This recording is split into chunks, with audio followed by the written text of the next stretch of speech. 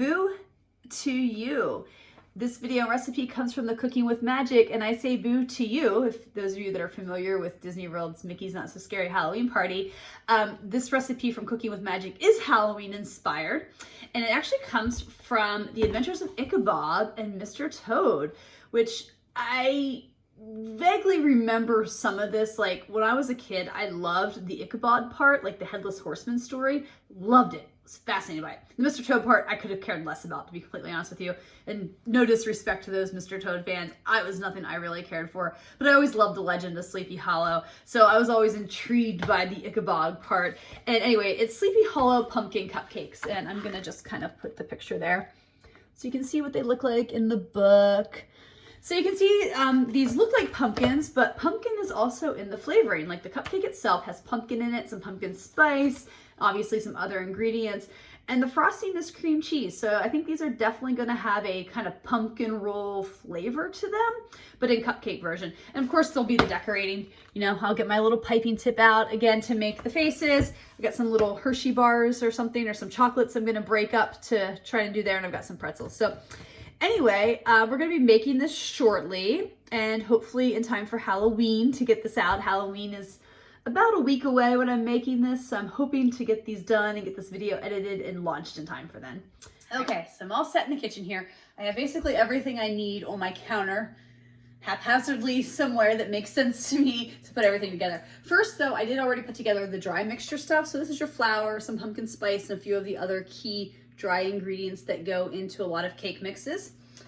So right here in this mixing bowl, I have some butter, and I am going to beat it with an electric mixer for about 30 seconds, just to get it kind of a little bit creamy, and then I'm going to add some other ingredients to it.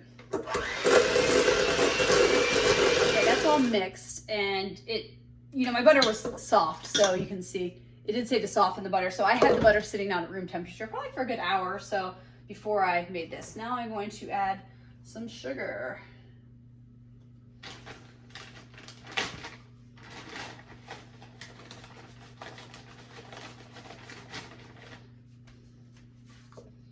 Okay, my sugar was added. It had regular and brown sugar, so now I'm going to beat this for a few minutes. Okay, so I sort of beated the mixture till it got fluffy. It actually kind of reminds me of cookies. I know I'm making cupcakes, but I've made, you know, chocolate chip cookies where you beat the butter with the, you know, brown sugar and stuff until it gets kind of creamy, then you add your other stuff in there. All right, so now I'm gonna add eggs and beat them. Just double checking the recipe. Beat them until combined.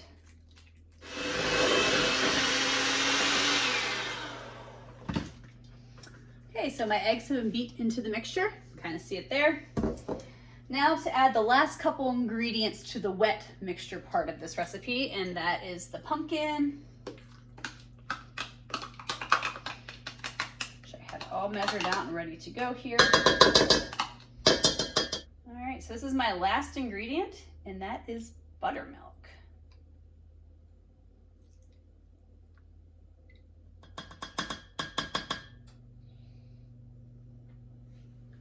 I kind of got the wet ingredients done. Now to add in my flour mixture and kind of mix it together.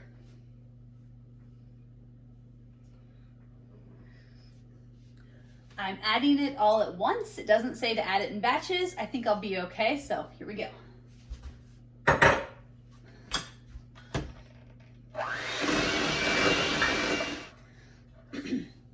right, so my mix is all ready to go. And it says to go ahead and put them in muffin pans about 2/3 the way full and bake them. Now the recipe says this makes 24 cupcakes because it mentions maybe lining one 24 cupcake pan or two of them. I just have the 112. I'm, you know, muffin pan, I'm fine. I'll just make one batch, let it cool. Or, yeah, I'll just make one batch, pull it out of the oven, and then add the second batch in. All right, so I was using like a little 4th cup measuring cup, so I use a lot for my batter, so I think it works pretty well. This is a little bit thicker, so I figured just, you know, I'm gonna use a bigger spoon because I feel like I have a little bit more control on how full I'm making it.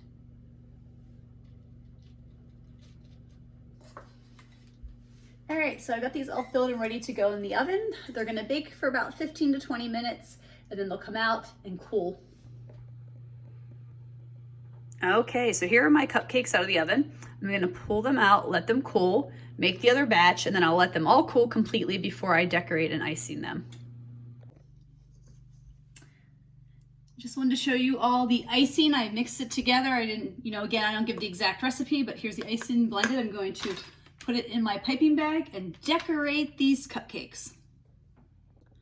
Okay, so I noticed my icing's a little runny.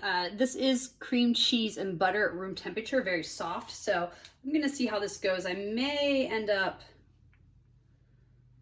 putting this in the fridge and letting it sit up a little bit. Yeah, I think I'm going to. It's just a little too runny, just to let it firm up a little bit before I start piping with it.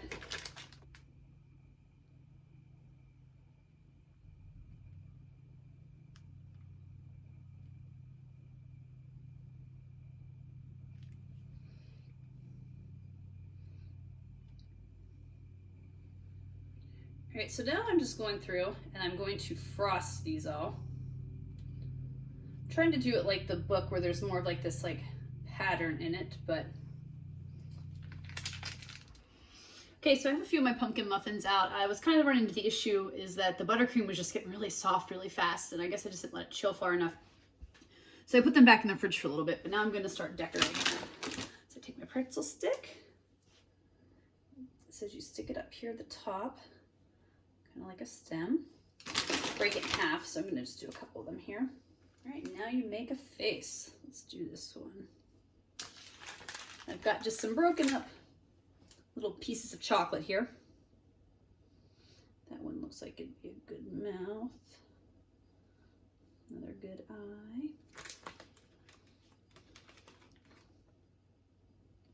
Mouth. Oh, and there you have it. Pumpkin face. All right. Okay, so here are my done cupcakes. A couple things to note. I ran a little low on some chocolate, but it's funny the way I piped some of them, I had some gaps, and I thought, oh, look, just kind of works with their face and their look, like these three here. So I kind of rolled with it. Last thing to note, I didn't get quite 24 cupcakes, I got 21. And I do have a few off to the side that I decided not to decorate because the icing just piping didn't turn out quite as I wanted, or I was running low on icing and I just did them by hand. I did have enough icing, but barely, and it just wasn't worth piping the last couple. All right, it's review time for the Sleepy Holloween Pumpkin Cupcakes from the Cooking with Magic. So I was just holding up. And I think in the intro, I called them the Sleepy Hollow Pumpkin Cupcakes. They're Sleepy Halloween Pumpkin Cupcakes. Either way, they're Sleepy Hollow inspired and definitely for Halloween. And these were so cute. And I thought a lot of fun to make, I probably could have used a different tip to get a little bit more of that texture. I'll show you the picture again in case you forgot that kind of pumpkin texture, but I really liked them. And I liked the pumpkin flavor as well. I thought it was really nice. Could have been a little more pumpkin, my husband said. I think he got more of the spice than the pumpkin, but I thought they were really good, cute little cupcakes. Disclaimer, I will say though, as I was making them, you saw you take like the pretzel and you break it in half and you use it as like kind of the top for the pumpkin, the cupcake on there. Maybe do that before you serve them. Obviously, I did that for all of them and we didn't eat them all right away. They went in my fridge, even though I did give some out. But after like a day or two, like even a day, like those pretzels went stale, which is to be completely expected that a pretzel, a little hard pretzel stick in your fridge would go hard or soft and stale. So that's just like a disclaimer, like if you ever are thinking about making these for yourself that, definitely add that like right before you serve it. But I don't even think you need it, honestly. I think you could just like use the frosting and use little bits of chocolate to decorate the faces and you've got a jack-o'-lantern. But yeah, they were tasty, they were cute. I really liked them, so I thought they were a really fun thing to do with Halloween being right around the corner. So let's get into my rankings and reviews on this. So first up, we're gonna do the ingredients, and that's where I rank them on a scale of 1 to 5. If I give something a 1, it means it's really simple, easy to find, cheap ingredients. You probably already have everything in your pantry. 5, there's probably an ingredient or two that's hard to find or expensive and, might take you a little bit of time to find it. I think I'm going to give this, I'm just kind of looking at the list again. I always waver a little bit. I think about this over and over and I go back and forth all the time. What should I rank this? Because everybody's preferences are different. For me, I think it's a 2, maybe a 2.5. You know, you guys have to go buy some like canned pumpkin, some, you know, some cream cheese for the icing. I had to go buy, you know, the some orange food coloring to get that orange color in the thing, because I don't have a lot of food coloring. I guess I had red and something I could have mixed with it, but I just did the orange. I think there was some buttermilk and stuff. So there's a few things that I got and buy, but all of this other stuff I had handy. You know, I always have like things like flour and sugar and even pumpkin pie spice is something I always keep in my house, because I like pumpkin flavored stuff, especially around the fall. So that's where I'm kind of feeling that like that 2.5. Difficulty rating on a scale of 1 to 5, with 1 being super easy and 5 being difficult. You know, I think this is a good 3 to 3.5. I don't want to quite give it a 4. I mean, I don't really think it was that hard to decorate. Like I said, the hardest part is the piping. And, you know, I have another video where I had to ice, you know, things, the Waltz of the Fairy flower cupcakes. You can look for that video.